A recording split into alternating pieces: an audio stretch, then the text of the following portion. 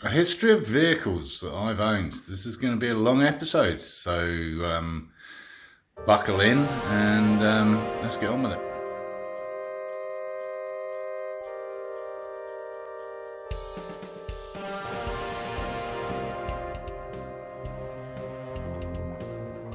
It all kicked off, as it did for so many teenagers in the UK in the 70s, with a Yamaha Fuzzy, probably the most popular of the mopeds at the time. Yes, you could actually pedal them. Yeah, so I had a Fuzzy, and my friend and I used to race home from school at 50 miles an hour constantly, because that's the top speed of a Fuzzy. Anyway, sold that to another one of my best mates, and he trashed it. I bought it back, I think, for like a packet of cigarettes or something at the time, and did it up a bit with my best mate Rob, and then sold it for 50 quid. Now I see them on eBay and other auction sites going for anything up to £15,000. Ridiculous, honestly.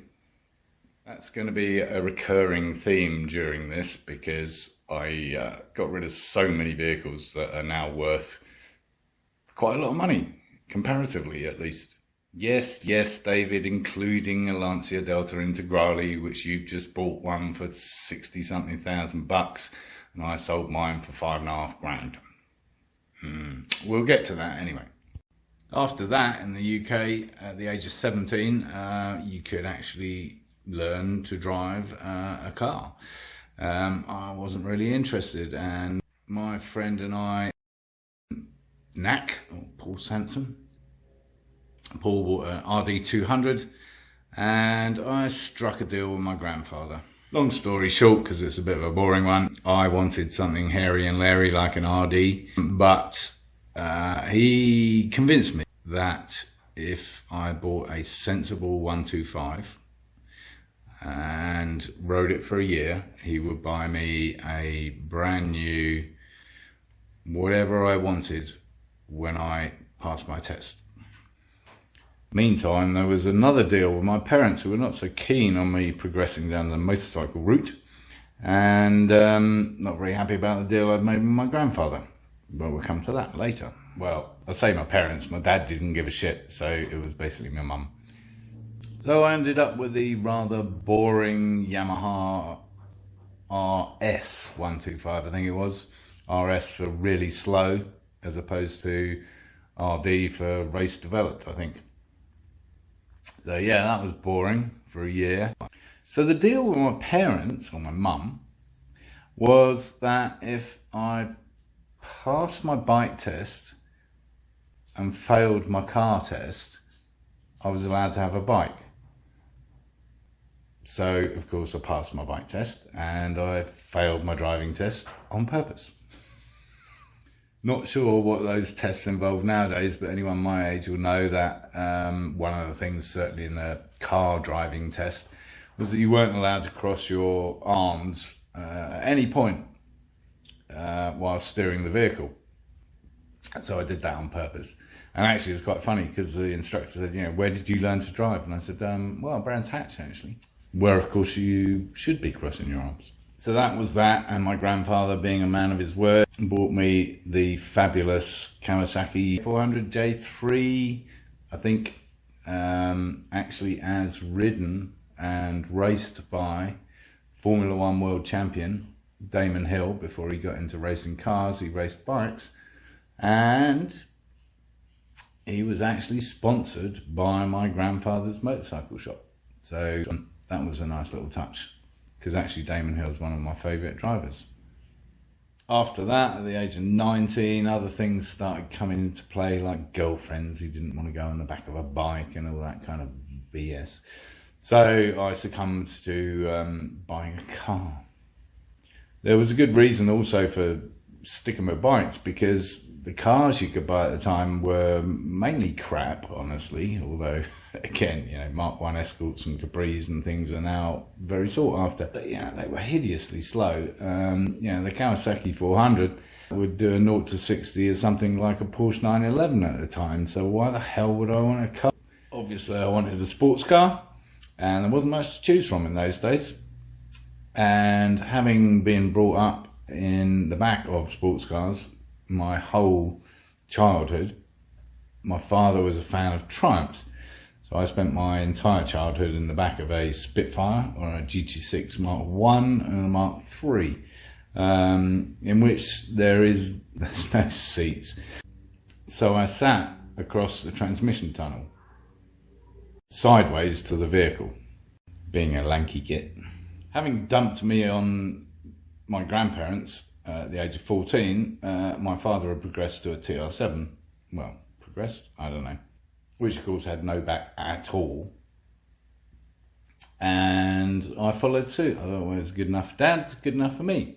So I went to see a TR7, and by the time I got there it was dark, and I bought this one. It looked alright in the dark. It was black. I only found out it was rainbow metal flake black the next day when the sun came up. All of this was against my grandfather's advice, and sure enough it turned out to be, don't you hate it when people older than you know better? He turned out to be right, and of course I had enormous amounts of trouble with it. It overheated, the brakes went while I was driving over the Welsh mountains, which was quite hairy actually. And yeah, nothing but trouble. My grandfather agreed to help me buy a better car, so I bought another TR7, but a newer one and a convertible, and it was jolly nice actually, and no trouble whatsoever. I then progressed to my first Bertone and my first mid-engined vehicle, which was of course the Fiat X1, a Fiat version of the Lancia Stratos, I guess. Certainly Bertone, the same design house, shares a lot of parts with the Stratos, as we know from videos on my Stratos build right now. And actually this little X1 was a fantastic little car. I would buy one again actually. I nearly did. There was one in Vegas for not a lot of money. I forget now. I wish I bought it. Fantastic little car. I recorded my fastest ever time from Rickmansworth in Hertfordshire to my mother's home in Wales, which is 240 miles, and a lot of it is along Welsh country lanes, obviously. And I did it in 3 hours flat, which is averaging 80 miles an hour, is that right? Pretty impressive in a car that's top speed was maybe just over 100. I don't know, honestly. Anyway, I had a fantastic race through the Welsh lanes with a guy in a Lotus Elan, an original Lotus Elan. Wonderful drive, and that probably helped keep my time up because I had to try everything I could just to keep up with him, honestly. Anyway, at that point in time, my life took a turn for the worst, I guess. I don't know. So I had to sell my flat and move in with my best mate Rob, who just bought a house. And with the profit from my flat, I bought myself a Lotus Esprit S2. I dreamt of owning a Lotus as a fan of the Formula One team for a long, long time. Ronnie Peterson, my favourite driver, featured behind me, actually. And of course, the Lotus 79, which annihilated the opposition. Colin Chapman was just an engineering genius, honestly. But of course, the old acronym for Lotus, lots of trouble, usually serious, that panned out for sure. Chapman's theory when it came to motor racing was that if the car lasted more than the victory lap, then it was over-engineered and there must be weight to be saved and other things. Unfortunately, it seemed to apply that to production cars as well, so I guess as long as it wheeled out the showroom okay, that was all well and good. Having collected my dream car from a second-hand dealer in Leytonstone, London, I proudly took my best mate Rob out on a drive. And we turned up at a T-junction, and as I went to shift into first gear, the gear lever parted company with the transmission altogether. And I was waving it around in my hand, much to his amusement. It didn't stop there. It had a tendency to overheat. To open the back, there were a couple of latches in the door frame, and of course the cable snapped. So having telephoned the dealer that I bought it from in Leytonstone, he suggested that I removed the rear number plate and drilled a hole, about an inch hole, in the back bodywork where I would find the other end of the cable and the latch, and then I could unlatch it from there. What he didn't tell me was the exact position that I should do that in, and behind the number plate of that vehicle, if it's still around, looks like a lump of Swiss cheese, because I had to drill several holes to find out exactly where that cable came down. It wasn't where you expected it to be. And then we enter the French era of my motoring history, which is kind of a nice overlap with Lotus, because Lotus have had a relationship with Renault in particular for many years. So yeah, I started racing a Renault 5 TS in the Renault 5 TS Challenge. And at the same time, for some bizarre reason, my boss offered me a company car, which was a bit difficult to decide whether that was a good idea or not, seeing as I had a Lotus Esprit. He wasn't going to top that. And given a budget and criteria of a hot hatch, I think, I went to the motor show with his best friend, Michael Mattinson. And yeah, we reviewed all the hot hatches. Michael doesn't drive, still doesn't drive, never's driven. But he helped me decide on the Renault for two reasons. The 0 to 60 time was far quicker than any of the other hot hatches, standard. And of course, I was going to be racing a Renault, so it kind of made sense. And the other factor was that it had a turbo, which, as I understood from my good friend Will, was infinitely tweakable. So no sooner had I acquired the company car than I shipped it down to Will's, and we strapped on a turbo boost kit, which I think cost about 75 quid at the time. And it was very, very straightforward to fit, because it was essentially a tap under the bonnet that you could just turn up the boost as much as you liked, which is exactly what we did. Well, of course.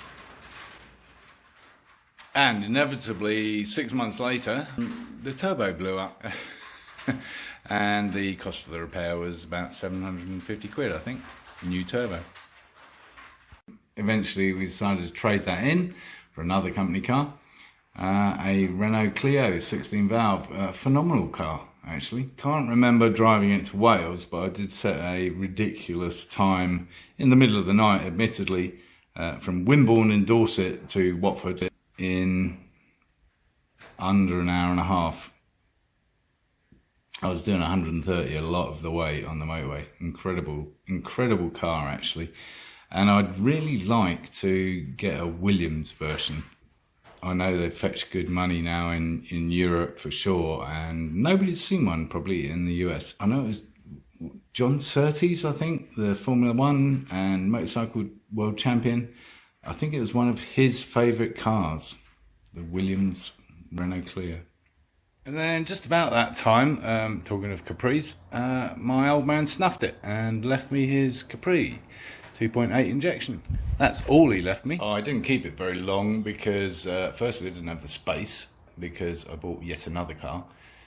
There were 5 parking spaces at my flat, and I had the race car there, sometimes the trailer, motorbike in a shed. Oh, forgot the motorbike, come back to that. And of course the GT Turbo. Oh no, well by then it was the Clio, I guess. And then there was an additional car, which is next on the list. The other reason I got rid of the Capri was because I needed the money actually at the time. I was setting up my own business and needed some funding, and it just had to go. Shame actually, because it was a nice motor, and of course the last of its kind. It was a 2-owner car. I sold it to a military guy who was serving in Germany at the time.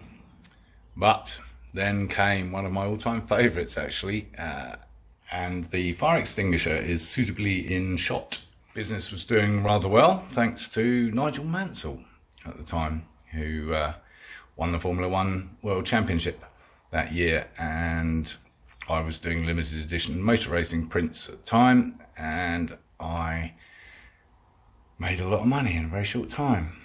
So I bought myself a TVR. Fantastic car, just a brute of a car, honestly, but very pretty too. No assisted anything, honestly. No power steering, no ABS.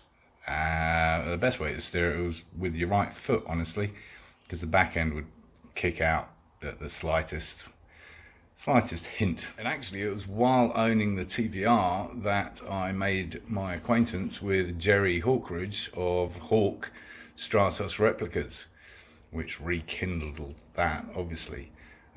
Charming guy. Stuffed the TVR up the back of a Mini at a roundabout because poor old lady stopped when there was nothing coming.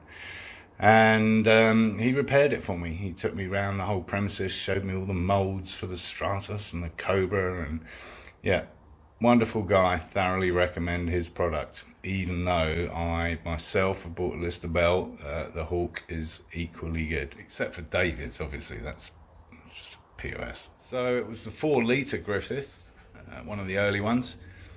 Beautiful car to drive. The only problems I really had with it was the exhaust would rattle itself free. The manifolds would rattle off the V8 and popping and banging and all that kind of thing. So we got some lock nuts for that, cured that. The other issue that I found one night when trying to drive home, and the smell of fuel in the cockpit, was that the main fuel injection thing, receiver, had no lip on the metal lid. Just a straight metal tube, so there was no sleeve or bulge for the Jubilee clip to tighten over effectively, which meant that eventually it worked itself off under the pressure of the fuel pump. And that indeed was the demise of the TVR at Will's wedding, in fact. Another funny story, quick one. Steph's wife, Tina, wanted a ride in the TVR, so I obliged, and we went a different route from the rest of the guests, from the wedding, from the church to the reception, and it was then that the car exploded mid-corner. Big bang, flames shot out the bonnet. I screeched to a halt, opened the door and ejected myself. Started running away from the car, only to realise that, of course, Tina had never been in a TVR before, and the door handles were not in the door. The door handles are in the transmission tunnel, and unless you know that, which she didn't, you're not going to get out in a hurry. So I looked back and realised she was still in the car, so I had to run back to the flaming car to get her out. Meanwhile, Steph was behind us, and he could see the flames licking under the car and around the petrol tank. Luckily, as I was told by the fire brigade, who turned up pretty quickly actually, the fact that the petrol tank was full was a good thing, because that's why it didn't explode, because there weren't a lot of vapours kicking around. Anyway, had a lot of fun in that car. It was very sad to see it go. And that was actually 2 days before the first time I lost my driving licence. Another funny story. Up until that point, I'd teetered around the 9 or 11 points on my driving licence, and at over 11 or over 12, one lost one's licence, which is what had happened to me. So, going for the sympathy vote, I thought I'd be a clever dick and turn up at the magistrate's court without my driving licence and then explain that it got burnt with my car at that very weekend. Sadly, that backfired too, because what it meant was they looked at my entire record on computer or whatever, and of course that didn't look good. So yeah, so I lost my licence for 6 months. Yeah, shortly before that, and before I forget again, I had Kawasaki ZXR400 ZXR, right? Anyway, lovely bike, super quick. Had ram air, rev to, I don't know, 12,500 revs, something crazy. Phenomenal vehicle. So that hung around for quite a while, actually, in between other cars coming and going. Next car on the list was slightly more sensible, coming out of a driving ban and trying to get reinsured. Was my first Alfa Romeo, an Alfa 33 four-wheel drive. Beautiful boxer engine, fantastic car actually, very underrated, not particularly pretty to look at, and not particularly desirable these days. I think it was about the same era as the Alfa 75, which is much more desirable. Then I took a trip to the London Motor Show, and Lotus revealed the Lotus Elise. They weren't actually letting people onto the stand to get a close look at it, so I muscled my way to the front of the queue and said, well, I'm considering buying one, I'd like to take a closer look. So they let me in. Idiots. No, actually I was the idiot, because having said that, I got very carried away and put down a deposit there and then, £1,000. Thankfully they took credit cards. I had no idea how I was going to come up with the other 20 something. But luckily, Mr. Damon Hill won the Formula One World Championship that year, and that pretty much paid for the Lotus. I'm a very lucky man. I've got to say, this is probably one of the best cars I've ever owned. It was truly phenomenal, and at the time, just so many groundbreaking aspects to it. The aluminium tub chassis, the ceramic brakes, all of it was just amazing. And I was lucky enough to have one of the first 200 that were produced. I got a tour of the factory, saw it actually on the production line, saw some of the production methods. Fascinating day. And when I went to pick it up from the dealer, they offered me $5,000 there and then above the price of the car, so that they could keep it and pass it on to somebody who was desperate to own one. I told them to stick it because I wanted the car. It was my intention to keep that car from new, because it was the first ever brand new car that I had. Sadly, I had a little bit of an accident. It was a couple of years after I'd bought the car, and I was totally confident in its ability, for sure. I was coming back from the bank one day, I think, round the country lanes, more so near Newport Pagnell, where they build Aston Martins, or used to. And I decided to overtake a vehicle on the short straight. And as I went into the next corner, which I knew I could do at 80, 85, I was going a little bit quick, having come past this car. I didn't want to hit the brakes because that would have unsettled the car. So I just threw it in and hoped for the best, and it started to fishtail, which it rarely did, honestly. Anyway, I hit a bump mid-corner, which broke the downforce from underneath the car enough to make it let go completely. I ended up ploughing through a field of ripe corn, and yeah, when I slowly crawled my way back to the road, the guy that I'd overtaken had stopped. He was an off-duty police officer. Typical, huh?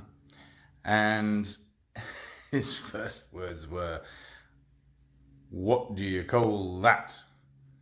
And I said, "Marginal." He said, "What do you mean marginal?" I said, "Well, I know I can do that corner at 85 and I was doing 90, and so it's marginal, right?" So then he explained he was an off-duty cop and I was lucky that he wasn't on duty, blah, blah, blah, and we went our separate ways. Anyway, car was never the same, apart from the fact that it sounded like a box of cornflakes every time you pulled up at a traffic light. So yeah, I got it repaired and it just didn't feel the same, so I sold it. Honestly, it's one of the few cars that I'd buy again. It was just amazing, and will still beat the pants off a lot of cars, even though mine was the original, so it only had an 1800 Rover engine that actually Lotus didn't even bother breathing on. It was, the guarantee was from Rover for the motor. So how do you top a Lotus Elise? Well, you don't, because circumstances changed. I was single for a short while with a wonderfully massive, beautiful Pyrenees mountain dog called Pico. And although he had enjoyed sitting in the passenger seat of the Elise, it wasn't practical and I'd ruined the car. So I ended up with a Land Rover Freelander. Not a lot to be said about that, but actually a very capable car, I have to say. One of the first Freelanders. I bought that new as well. Yeah, great car actually, but yeah, not really exciting. I don't think I even have any pictures, but here's a picture of the model. Yes, I try and buy a model of each car that I've had because I'm a bit sad like that. And at that point, I guess I was going through some kind of almost midlife crisis. That I wasn't married yet and all my mates were. So I got married. And yeah, she couldn't drive. So she learned to drive, but she couldn't handle a manual. So I had to get rid of the Freelander. And we had to find a car that had enough space for a family of 4, because Sharon had 2 kids. And a large-ish, about as large as they come, pet. At the same time, it had to be small enough for a very nervous driver. So I ended up with a PT Cruiser. Yeah. Not a bad little car. Horrible engine. Didn't go very well. Looked a bit funky. Enough said. I'm trying to rattle through this as quickly as possible, honestly. I'm missing out loads of funny stories. I should probably do just a funny driving stories episode. Anyway, so yeah, I had the PT Cruiser for a while and obviously got thoroughly bored. And it was at that point that I ventured into the world of proper American cars. Always had a fascination with that. I'm going to do another episode on this particular car anyway, so I'm going to skip through it fairly quickly. But I bought myself a 1969 Corvette Stingray. What a fabulous looking car. Horrible to drive, honestly, but fabulous looking car. Stupidly, I didn't really research anything. I just went out and bought one. Luckily, I took Will along to help me choose between 2, which was best of the bad lot. And yeah, ended up with this baby. Well, it didn't look like that when I picked it up. It looked like this. But with the help of Will and Steph, who did the paint job to my specification brilliantly, I ended up with a rather nice Stingray for a long while. Meantime, chopped in the PT Cruiser and amazingly bought a brand new Mini because they were just coming out. Fantastic little car, and yes, you can fit a family of 4 and a Pyrenees mountain dog in a Mini. Yes, you can. And suitcases, actually. We did it once. And that was the second time I lost my license. Coming back from test driving a Radical at Silverstone, I was caught on camera doing 129 miles an hour in a Mini, which is pretty impressive because it's only supposed to do 126, so that was cool. Can't remember, honestly, which came next in the world of Americana, but I think it was my second Corvette. So at the time, the pound was very strong against the dollar. And I had, at that point, joined the Corvette Club and been a member for a number of years and met an awful lot of helpful people. And there was a lot of excitement about the new C6 because it had been a while since there'd been a generation change in the Corvette. And I was kind of fed up with mine breaking down and all that kind of thing. Long and the short of it was, I bought one of the first 2 Corvette C6s to be imported to the UK. I imported it myself with the help of other individuals in the Corvette club who had already done that and gave me lots of advice on how to go about that.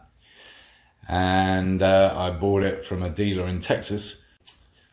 So eventually it arrived in the UK after delays at Liverpool and something, and I picked it up from Liverpool dock and drove it home with no number plates, which was kind of scary because I passed a couple of cop cars and I guess they were just like, what the fuck is that, and didn't stop me. With the help of Will again, good old Will, I got it roadworthy for the UK. Another phenomenal motor vehicle, honestly. Probably the second best car I've ever owned. And I'm yet to reveal the best car. Phenomenal power, handled well. Yeah, just awesome car to drive. I fitted some Billy Boat loudmouth exhaust to it, and my mate Brett Grant in the Corvette Club still maintains it's one of the best C6s he's ever heard. Loved it, and I had it from new all the way until I left for the US, and I was very sad to see it go. Loved that car. Took it to Le Mans, did a track lap at Le Mans, did track laps at Silverstone, Donington, did a track day at Silverstone, did a track day at Goodwood. Just an amazing car. And the astonishing thing is that it was incredibly reliable.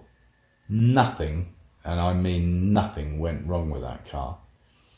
And during the 6 years that I owned it,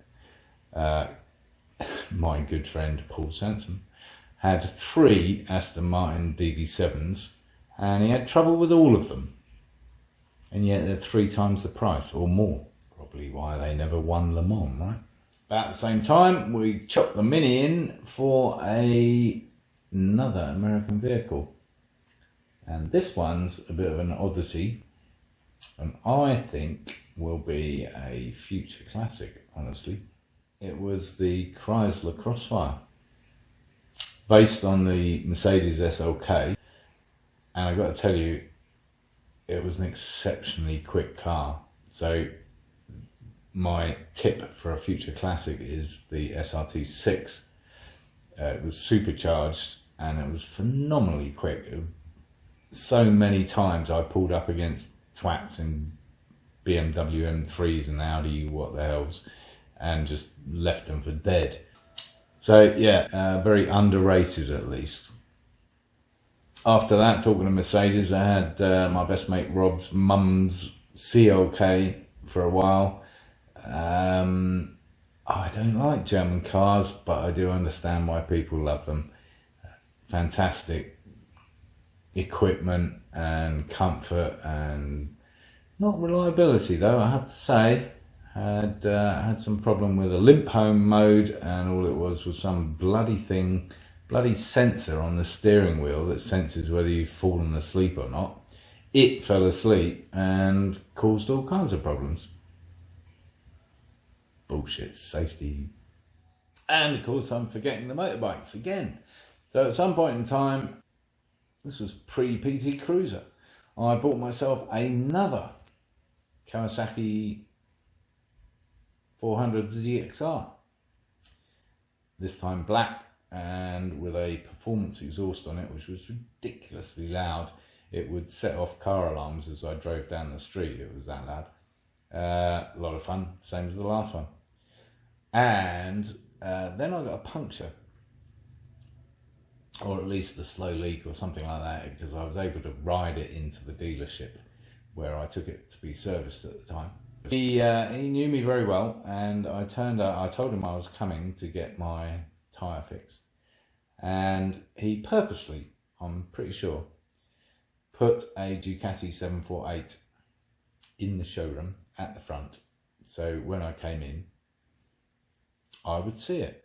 This Ducati 748. So I went to get a tyre repaired, and it cost me $4.5 grand because I came back with a Ducati. Fantastic. Just one of the most beautiful motorcycles ever created. Still to this day, I think, personally. Which is why I got another one. And I had that bike until I left the UK too. So here endeth this episode on a high note with a Corvette C6 and a Ducati 748. Don't get much better than that. But wait, I nearly forgot one very important car. Yes, and it's a Lancia. My first Lancia. Well, actually, probably my last Lancia, because the Listabel isn't a Lancia, it's a replica. Yes, the Integrale. There I was trying to finish on a high note, and instead there's the Integrale. Actually, I only ended up with it because my brother-in-law at the time had bought it. He had a horrible motorcycle accident. He was in a coma for several weeks. And one way or another, he had to get rid of it. And he was going to let it go for less than I ended up getting for it. Because they weren't that popular at the time, honestly. He had a lot of foresight. He recognised it as a future classic, I guess. And it was a phenomenal car to drive, I have to say. A lot of fun. Just superbly set up, handled brilliantly, just the right amount of power. Amazing car. Just wish I'd had the foresight and the ability to keep it, honestly. Fantastic car.